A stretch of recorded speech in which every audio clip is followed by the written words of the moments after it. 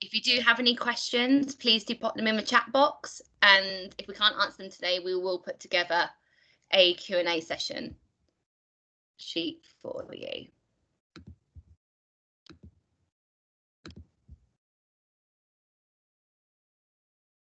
So, a little introduction first of all. My name is Gemma. I recently joined the EdTech team at United Learning as an educational technologist. Before that, I was working in both primary and secondary schools in the UK and internationally.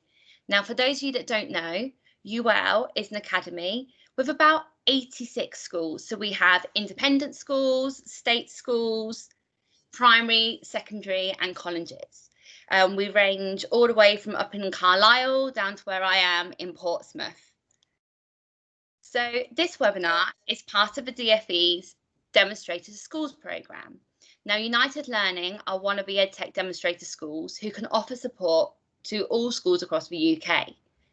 This webinar today is about using Microsoft Forms to review learning and check understanding. On Thursday, we also offer another webinar which will show you the latest features in Teams, including breakout rooms.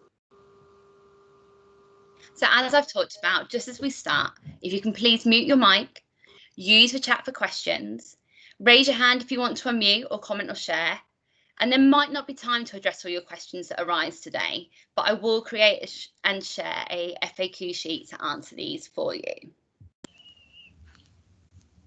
So the aim of today's session is that hopefully by the end of this, you'll be able to understand the different functions of Microsoft Forms. You'll know the different question types and features available. You'll begin to understand the different ways to share forms and how to collate and review responses, which in the end will support you in reviewing learning and checking understanding. Now, I wanted to include this today because part of the recent Ofsted document from last week, when we looked at what's working well in remote education, a major point was about the feedback, retrieval practice and assessment, and the fact that it's more important than ever. So some of the key points is the fact that it's just as important as in the classroom.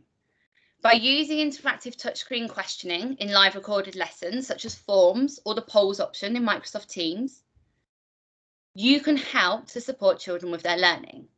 And the fact that low-stake quizzes, such as the forms that we're going through today, can help with retrieval. So for those of you that haven't used Microsoft Forms yet, it gives teachers an opportunity to create quizzes and survey forms to use with pupils, parents, carers and staff. Today, we're going to look at how we can effectively use these forms for pupil quizzes. And this quiz will allow us to review prior learning and check understanding. It's great for supporting remote learning, but can also continue to be utilised post-lockdown. And hopefully today you'll have skills that you can take away with you for now and in the future. So to get started in Microsoft Forms, you're looking for this app here. You then need to choose New Quiz. New Forms is fantastic if you're sending out a survey to staff, to parents, to pupils. But when we're looking to check our understanding and review learning, we're going for the New Quiz. So why quizzes using forms? They can be self-marking for quick and efficient feedback. There's no sign-in or Microsoft account necessary. It's web and mobile friendly, so you don't need a software or an app for children or students to be able to complete the form. There's an inbuilt immersive reader support. It requires no paper, no printing and no lost work. You can track who is responding to your quiz tasks. Now I've put the asterisks here because in order to track the children, you will need to use their 365 accounts or have a box for them to put their name. And you can export quiz scores to Excel for analysis. You can also use this in the assignment workflow in class teams. So when you're creating a quiz, you need to start off at your Forms app and you choose New Quiz. Then you have a range of question types. You can go for your choice, your text, rating, date, or there's extra options on the drop-down menu. One of these includes file upload. So you might be teaching a Year 11 history class and you want the children to upload their assignment. If they have a Microsoft 365 account, then they can upload that for you. When you come on to customising your quiz, you can use key questions with images to support you, to support the question. You can also anticipate and address misconceptions via the feedback option. For example, in this question, the children were asked what calculation is represented in the array. If a child put 2 times 9 equals 18, well, yes, 2 times 9 does equal 18, but is that the array that's shown? Similarly, if a child then put 1 plus 18 equals 18, you can address the misconception by saying, are you adding or are you multiplying? When you're customising your quiz, you can also select correct answers. So for example, this array was 1 times 18 equals 18. You can award how many points you want to give it, and you can decide if an answer is required. Now, when I go on to live model how to do this later, you'll see that for my deeper understanding and my greater depth questions, I haven't expected the children to answer that because it's optional, but this is a choice that you can make. You can also use pictures and videos to maximise engagement. For example, on here, I've used an extract from White Rose, which was a question where the children can deepen their understanding and explain their answers. In this example here from Corbett Maths, they watch the video and then they can move on by saying that they've watched the video and then answer their questions. Another fantastic tool within Forms is that you can branch for custom navigation. Now, I have used a lot of maths examples today, not because I'm a maths specialist, but just because I thought it was an easier way to show how the forms can be used. And I've tried to show primary and secondary, but please feel free to adapt these as you find fit. So with the branching, I'm aware that in some classes, the children are given the option of whether or not they want to go for a green, yellow or pink task, a mild, spicy or hot. Using your branching, the children can then choose which one they want to go to, and it will take them to a different part of the quiz. Then when you get onto sharing and collaborating, you have a range of different options. You'll click on share and you can decide whether or not anyone can respond or only people in your organisation can respond. If you have it as anyone can respond, this means that you can share it with children without them having a 365 account. If it's only people in their organisation, then they will all need to have their accounts. So this is something you need to think about. You can also think about how you're going to share it. So the most popular option is to use the copy link, but I have embedded it into Sways and you can email it directly out to the participants. You can also share it as a template. So for example, when I was in class up till Christmas, I used to create forms for my team to use and then I'd share it with them and they can edit it for their own classes to personalise it. Also in the first lockdown, when I was helping to create some resource materials, I would share it to collaborate. So that means that we could work together on the same form before it then went out to our students. Also, thank you everyone that is writing the questions. I have got Dan, Paris and Beth who are getting through those for you and still admitting people into the lobby. If you weren't here at the beginning, we are recording this, so this will be shared with you at the end. So once you've set up your form and you're sharing, you want to check your settings, and I advise doing this before you share it. One of the settings is about feedback and results. So do you want the students to be able to see the results at the end of the quiz? Who can fill in this form? This goes back to your sharing options. Double check again. I quite often at the moment have anyone can respond because it allows for all children, if they can't log in to their 365 account, they can still complete their form. We can still review and check their understanding.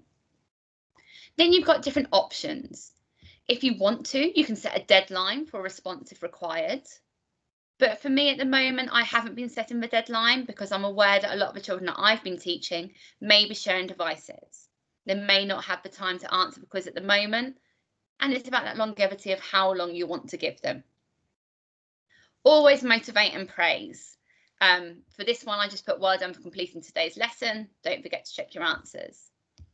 And you can also allow receipt of responses. So each time a child completes a form, you can have a notification. Another great feature that I'm going to show you in a bit is the preview. So before you share it, you can actually preview the quiz that you've made. And the great thing about Microsoft Forms is that it gives you it in a phone or tablet form, as well as on the web page. Now, a lot of my children were using phones and tablets to access their live learning, and therefore I truly wanted to be able to see what they would get. You can also preview what will happen when they get the answer wrong. So, for example, on here, this child got it right, no feedback necessary. I mean, you may want to give them some feedback, but for that question, I didn't feel it was important. But on this one, the child had chosen 2 + 9 = 18. Are you adding or multiplying? And it shows them the correct answer. You can also preview your thanks page. Again, both the same message, whether or not they're on a computer or whether they're on a phone or a tablet. Now, once the responses have come in, if you haven't set a notification, that's okay, because you will still see them. And you've got 3 different areas that you can look at. You've got responses. You can see that I've got 72 children have answered. It took them an average of 40 minutes to complete their learning activities. I can review their answers and their scores, or I can open in Excel. Now, when I click on the responses, I can go question by question, and I'll show this in the live model in a bit. On this one, it gives me a direct percentage of how many children got it correct. So I can see that only 9 children got this question correct. So I may want to focus back on biomes again.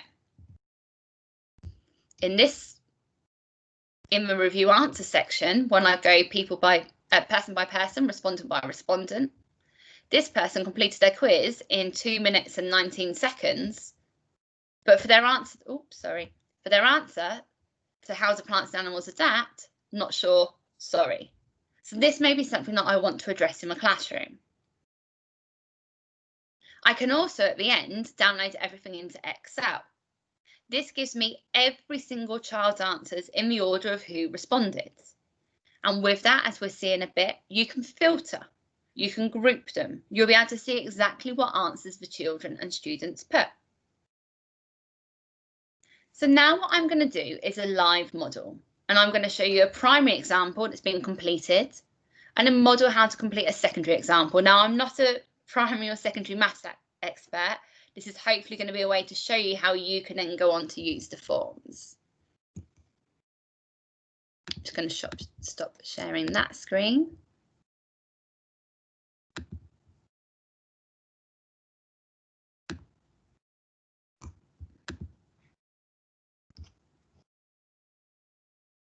Okay. So here is an example.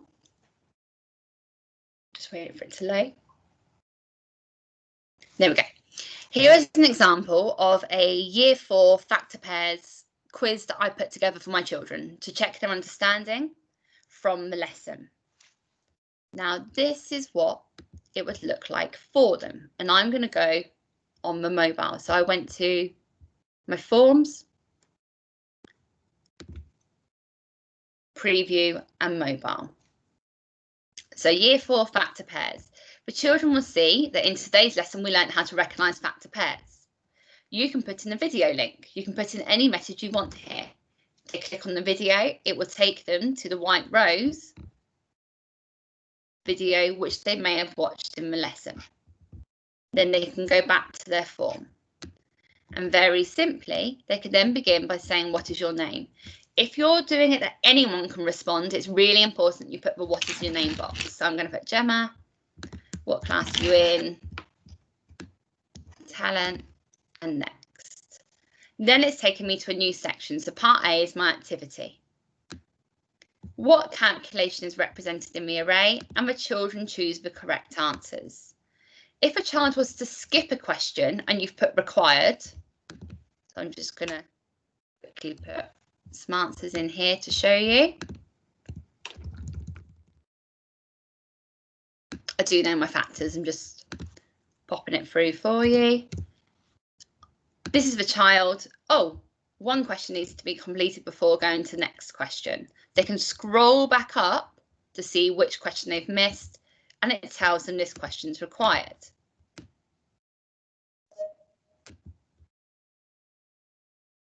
You can then go on to part B, challenge. Again, these now give me a range of true or false questions, all of which the children are able to answer on their computer or on any device without needing to log in, and there's no paper required.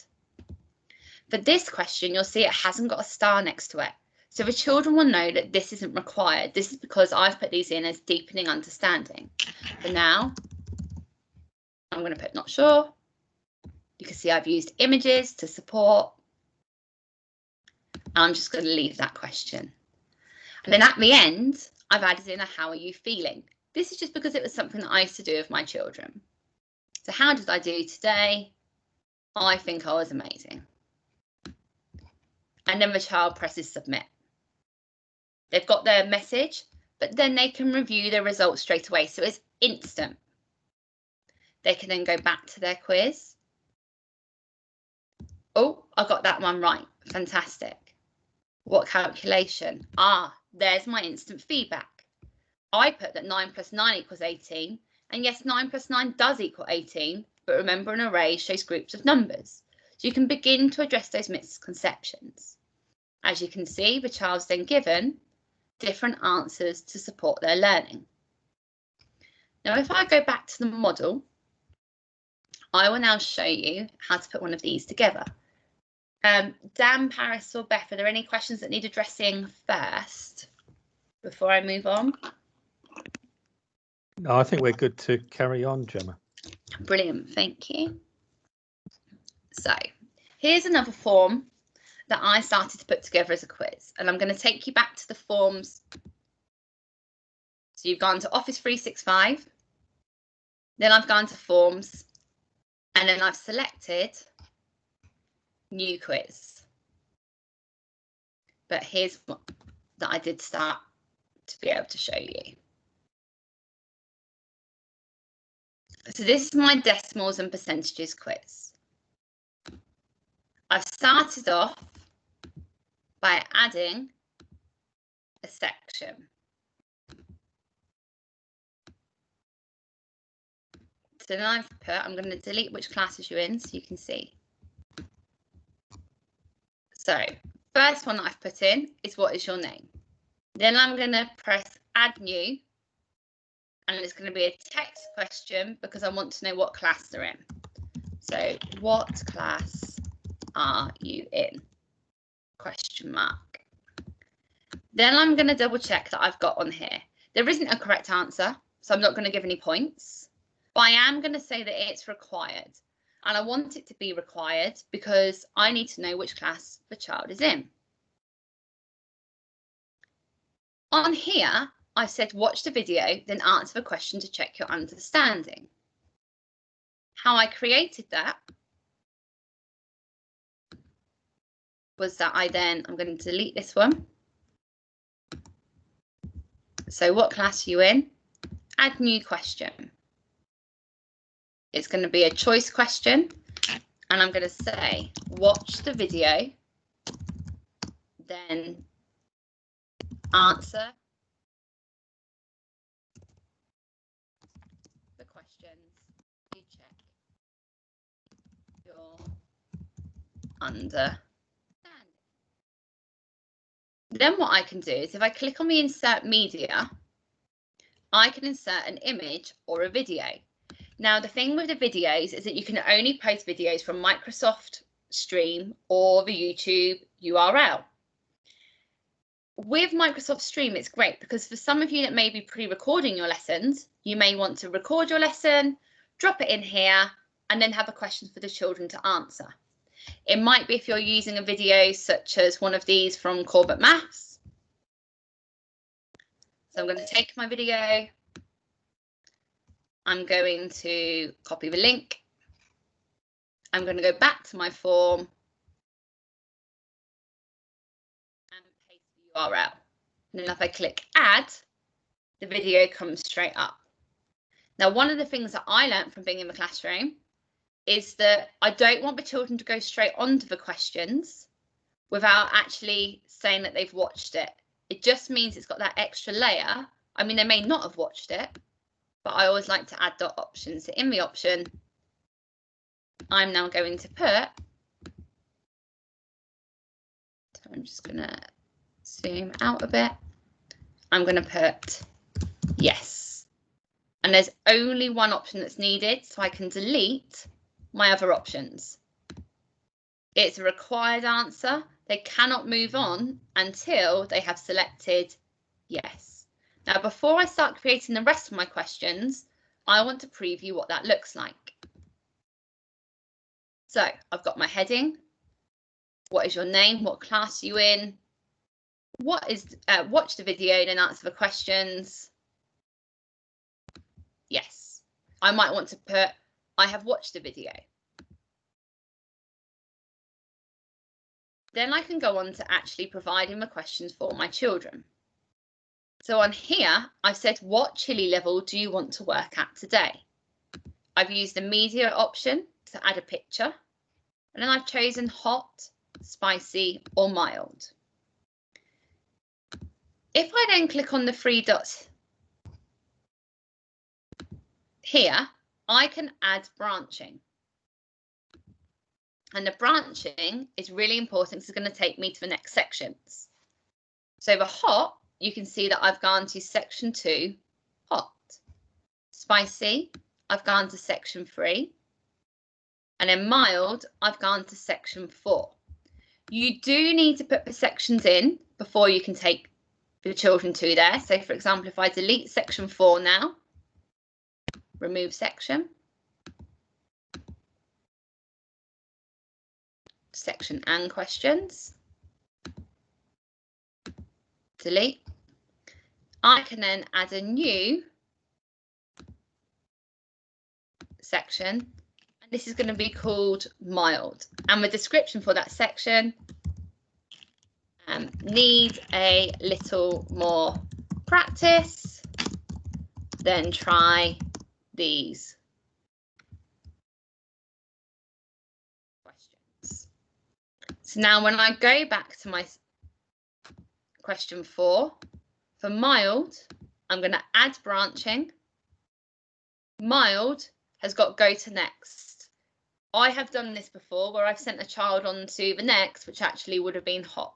So I need to double check that I've put it, scroll down to mild. Now check my branching. So I've got hot goes to hot. And at the end, this is the important bit as well. You can choose where they go on. Now you may decide that a child's done mild and then you want them to move on to spicy. You might want them to go to hot. Is up to you, or you want them to go to the end of the form. So I've set up all my branching. So we've started off with their name, the class, the video. And then I can go on to my questions. So I'm just going to model a couple of these for you. Insert questions here. So in my hot, I can actually add new question, and it's going to be a multiple choice question. Now what I can do is I can go to my worksheets and I can copy the multiple choice answers or the questions into my form. So write 0.4 as a percentage. That would be a text question. So I'm going to delete that. Add new text question, paste it, write 0.4 as a percentage. I want them to answer it because it's required, and I'm going to give them 1 point. Then my answer, 0.4 as a percentage, is 40%. So that's what I would expect to see. Now the next one, I'm going to give them a multiple choice question. And I'm going to say, what fraction is equivalent to 30%? 0.3, 3/10, 3/100.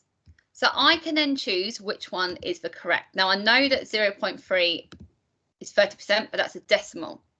So I'm going to put feedback by clicking the feedback bubble and say 0.3 is equivalent to 30%, but it is a written as a decimal.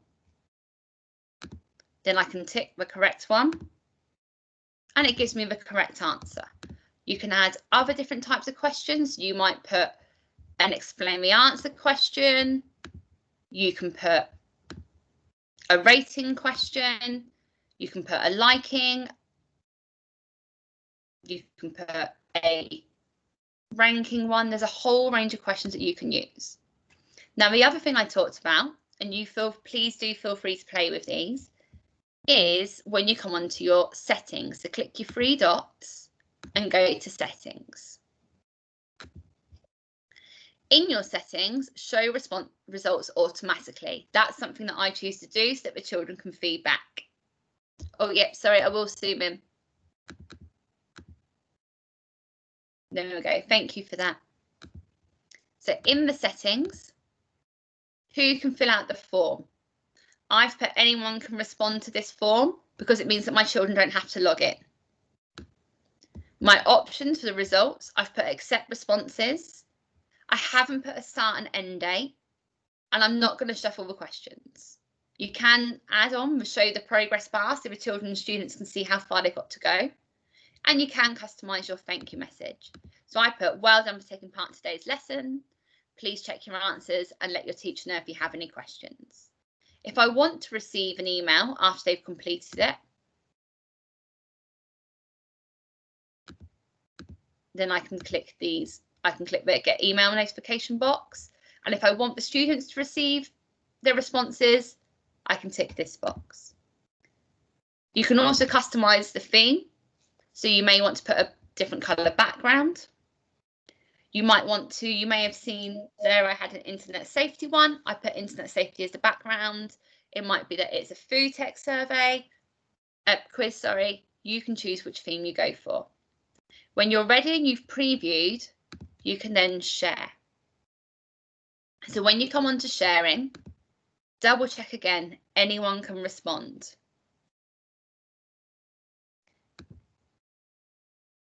Then you've got how you're going to share. It automatically creates a link for you to copy and paste, but you can get an embed code. So for those of you that are using Sway to show your lesson sequences, you can embed this into the bottom of your Sway.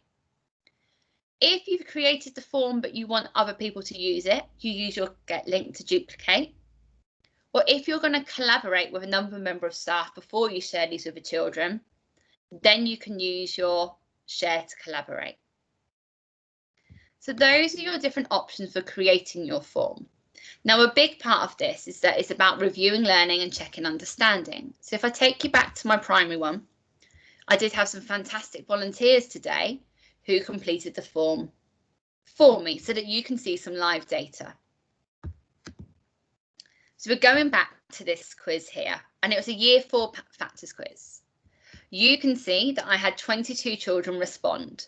Now I've got a class of 30, so 8 children didn't attempt the quiz. On average, they scored 5.8, and the quiz is still open.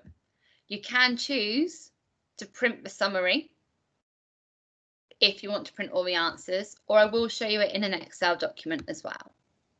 So when you're in responses, if you scroll down, you will be able to see all the different options. So what is your name? I can see that Louise was the last person to complete this for me. What class are they in? Yep, they're all children from my class. Number 3, what calculation is represented? One person got that wrong. So I'm going to look and see which child got that wrong. It's not something I need to work on. What calculation is represented? Now, only 18 got that one correct. Then you can see as I scroll down, oh dear, in what calculation is represented with this array, only 2 children got this correct. So this is something that I'm going to need to work on again. You can then scroll down and you begin to see collective responses. Now with collective responses, you then might want to look at individual. So if you click on review answers, it takes you to the individual feedback. Now I'm going to look for, just going to go randomly, number 11. So Amanda took 8 minutes and 57 seconds to complete this, and she got 7 points out of 9. And I can give her personalised feedback which she'll then receive. Okay, so she got question 1 right. She got question 4 right. Question number 5, she didn't get right. She put 3 times 6 is 18. Now, this is where you have to be careful as a teacher, because actually I can see that Amanda did get that it's 3 times 6. And perhaps in my correct answers, I should have put 3 times 6 equals 18. It's those little bits that I've learned as a teacher that I need to play with. Using your answers, she's then grouped them, as opposed to understanding that the factors are written. I've written the factors as in a list. But then going on to the product of the array, she's got that one correct.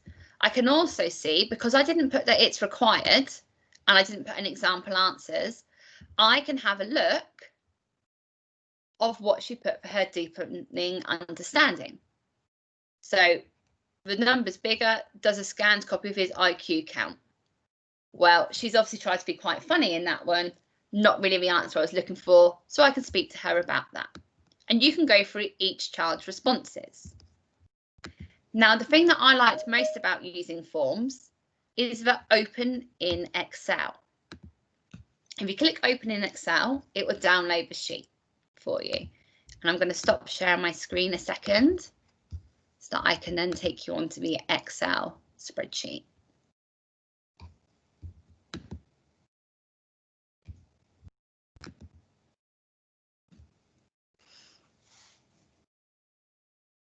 There we go. So once the quiz is completed, you can see exactly the order that it was completed in, the times, how long it took them, email address if they decided to put it in. You've got their total points, you've got their name, what class are you in, and then you can see exactly what answer they put. So I can see, I can filter it off, and I might want to look at everyone who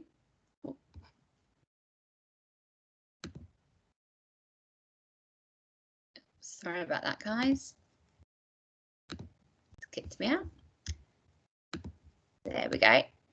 So I'm going to scroll along, and I want to see who got this one wrong. Same as you would with any Excel, you can filter off to your zeros, and I know that I need to work with all of these students in my class on that question. The only thing with using the Excel download is that it doesn't automatically update. So then if another answer to a quiz comes in after that, you will have to re-download the spreadsheet. So let me go back to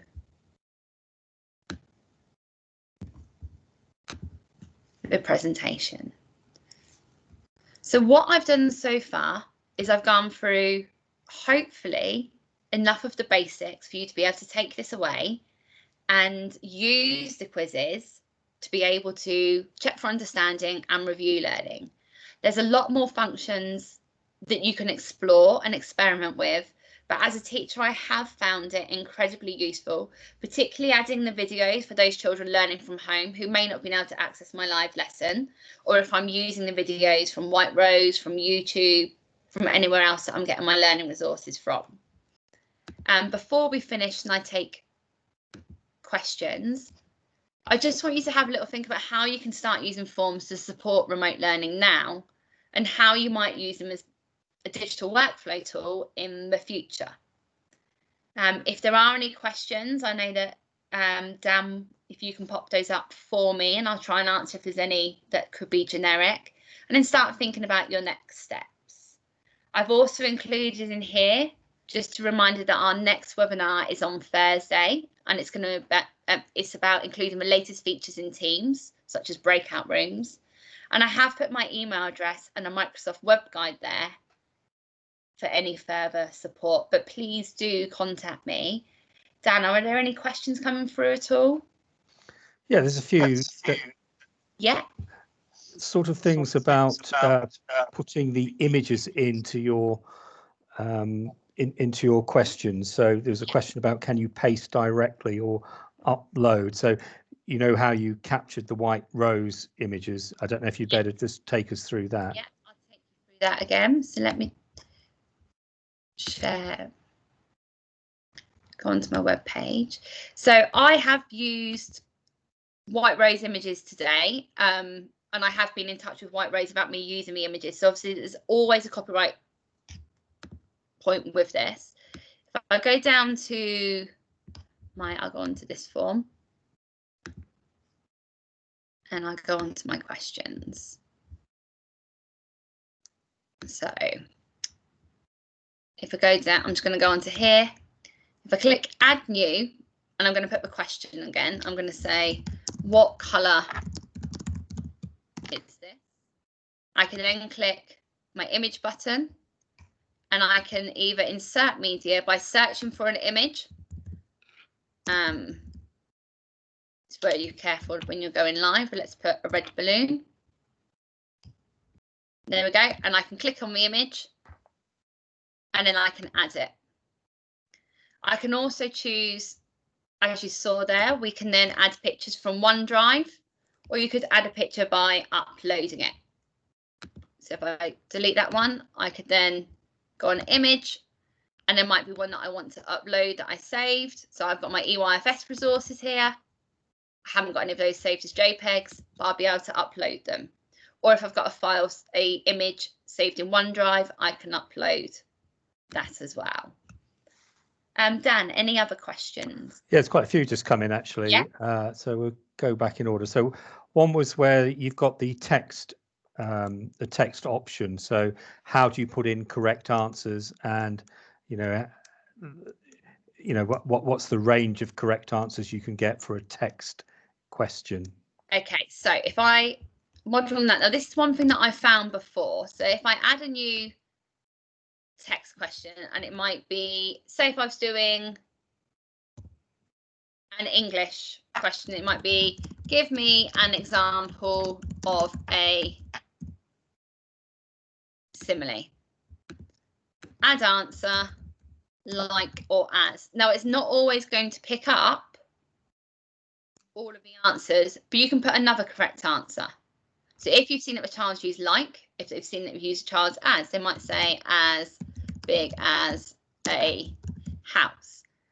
Now this is the thing that you're not always going to be able to put all the answers for an open-ended question.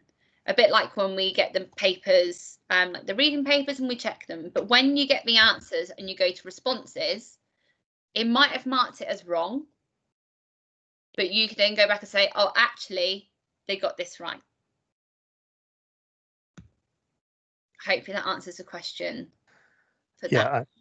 Just to clarify the previous question, when you put your own little snips in, you just have to save those first to your computer.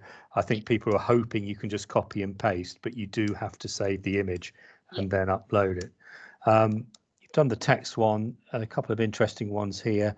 What about students to redo a test? What would be the best way of that? So they've submitted their responses. Oh, that's a really good question. I've reshared it with them. You can say, for example, on this one here, I saw that Claire had submitted her paper twice. So when I looked, there was Claire had done it twice. I can delete that as well. So I can go into my review answers. I can find, that's Rianne's, but you can go through and you can find them. You can delete them from a spreadsheet I found easier. There we go, there's Claire's. And I can delete her response. So if I've seen that the same child's put those in a lot of times, I can delete it, or I can reshare the quiz for them to do properly. Okay, next question then is about resizing images after importing them. I think you're going to be limited in those options, aren't you? Yeah, you're limited in those, but you can always, if you're uploading them, like you would see from this one, my images.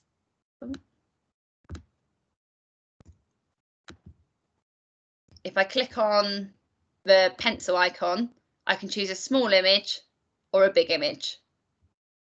I can also zoom in on an aspect if I wanted to. So you have got the option of small next to the question, but I generally go large, particularly if I know that my children can be viewing it on a tablet. Yeah. Next question is looking at what's the difference between the quizzes you're working on here and a poll in Teams? Do you know what? That's a fantastic point. Dan, I know that you're a bit of an expert on you started playing with the polls features. Yeah, I'd say, well, the polls is a single question.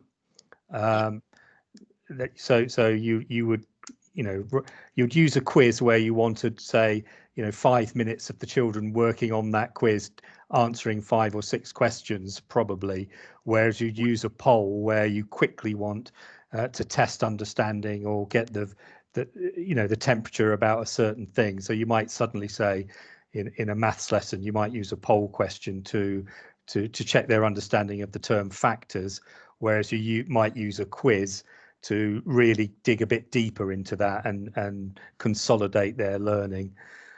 So I would say that's the key difference. A polls are for a one-off question and a quiz is for more. The other part of that is, can individual results from a poll be shown in an Excel sheet? I think the answer is no. So it's more of a one-off thing that gets in the results get shared in the team conversation chat. So if they're really for just quick testing of the water, I would say polls. It gives you a good steer in a lesson, but it's not the in-depth review that a quiz would be. Couple of other questions. How do you preview what the students see when they make incorrect answers? So that's that feedback form. Yeah, how does it look? Okay, with that, if I go back to on the preview, you will have to have a go at answering it yourself. So what I do when I go through the form is I answer all the questions, and then I get a lot of them wrong just so that the children can look back. And in fact, if I take you to the slide, you'll see what that looks like earlier. So when I went on to this part, when I went into preview and got the question wrong, it showed me exactly what the children would get. So if I make that a wee bit bigger. Okay, so it can show me exactly what response they get for each question that they've answered. Yeah, thanks for that, Gemma. And then another question, just trying to tease out the difference between a form and a quiz. How would you assess that?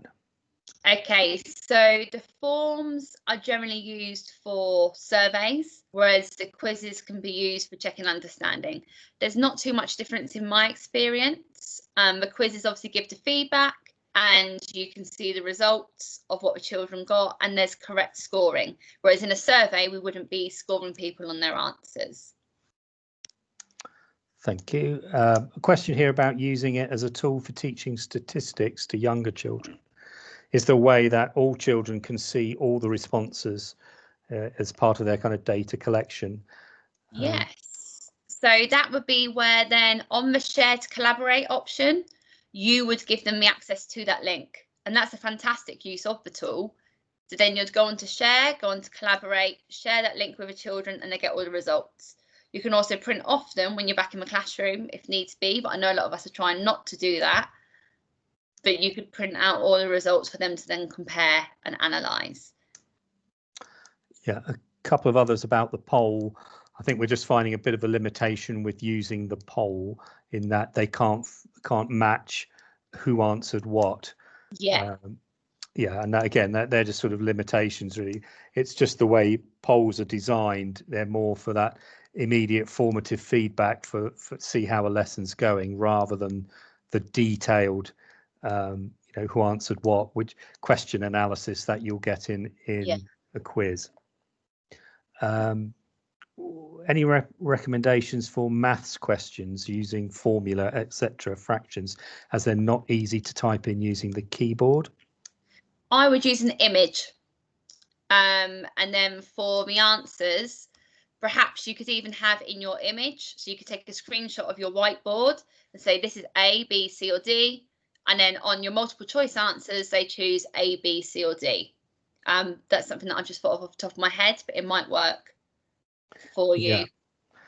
I know certain yeah, there is a maths input option for students to use as well. Mr. Taylor, sorry, Mr. May mentioned that, so that's a good point.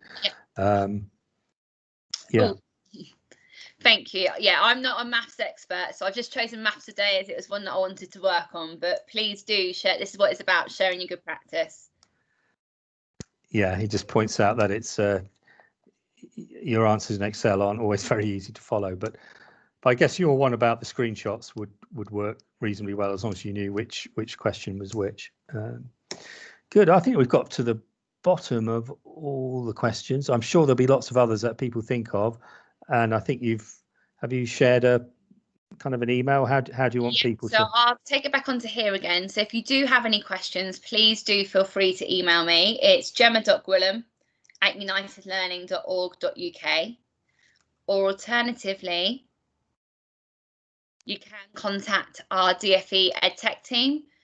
We have the website on here because we do offer, as well as just the webinars, we can provide up to 6 weeks of free peer-led advice and training.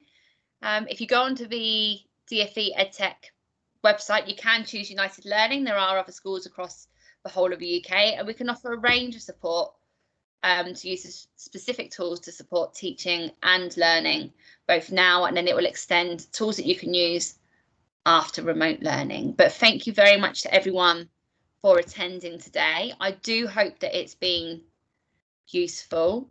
I'm going to stop recording now.